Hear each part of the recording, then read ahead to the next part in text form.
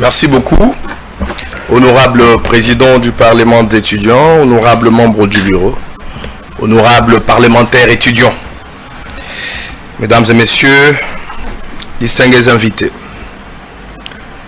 À propos de la résolution holistique de la crise politique congolaise dans le contexte d'après l'accord de paix signé à Washington et l'appel du chef de l'État à l'Union nationale.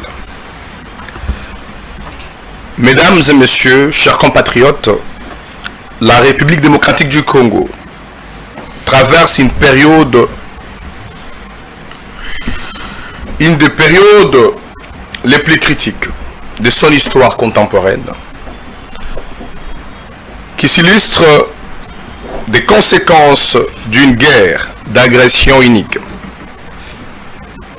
des fragilités internes de l'État et des tiraillements politiques permanents. Notre nation semble se trouver devant une seule alternative: se relever ou périr. Dans cet environnement de haute tension, l'accord stratégique de paix signé à Washington par la République démocratique du Congo, notre pays, et le Rwanda, sous l'égide des États-Unis d'Amérique, sous l'impulsion bien sûr du chef de l'État, son Excellence Félix Antoine Tshisekedi Tshilombo, représente une percée historique. Il ne s'agit pas simplement d'un accord diplomatique, mais d'un tournant dans la longue marche de notre pays vers la paix durable et le respect de sa souveraineté. Il s'agit surtout d'un socle sur lequel nous devons rebâtir la cohésion nationale. Mais une paix durable ne peut émerger sans une résolution holistique de la crise politique interne. Et cette résolution exige que nous transcendions nos clivages idéologiques, nos intérêts partisans, nos calculs électoralistes et nos réflexes identitaires qui ont jusqu'ici miné tous les processus de réconciliation politique en RDC.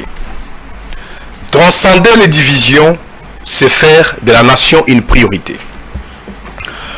Nous ne pouvons plus continuer à gérer la RDC avec le vieille logique des compétitions stériles pour le pouvoir, ni tolérer que les groupes belligérants, en quête d'avantages politiques ou de récompenses militaires, imposent au peuple congolais la peur, la souffrance, l'humiliation ou la misère.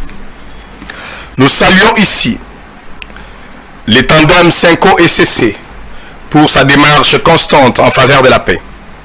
Leurs efforts pour favoriser les dialogues et la décrispation politique sont louables.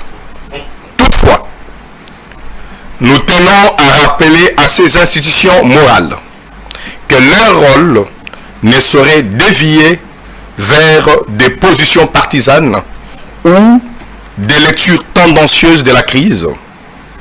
Elles ne doivent ni céder à la pression de certains acteurs politiques en perte de légitimité, ni devenir l'écho des partenaires internationaux tentés d'imposer à notre peuple des solutions prémâchées. L'histoire du Congo nous enseigne, des accords de San City en 2002, au dialogue de la Cité de l'Union africaine en 2016, qu'aucune initiative de sortie de crise n'a abouti à la stabilité durable lorsqu'elle a contourné la légitimité institutionnelle du chef de l'État. Le président de la République n'est pas seulement garant de la nation. Il est la seule autorité constitutionnelle habilitée à encadrer, approuver ou rejeter tout accord politique majeur, surtout lorsque l'unité et la souveraineté du pays sont en jeu. Nous refusons que l'histoire se répète.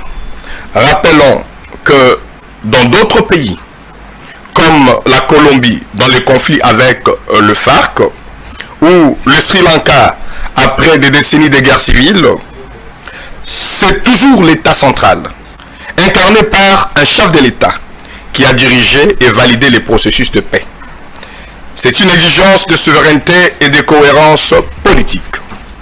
C'est pourquoi les courants politiques avancent s'érigent désormais comme l'un des pôles de stabilité et de responsabilité patriotique de ces pays. Avance incarne la voix de tous ceux qui refusent l'instrumentalisation du chaos, la manipulation de l'opinion et les deals politiques en coulisses. Nous en appelons à tous les acteurs politiques à placer la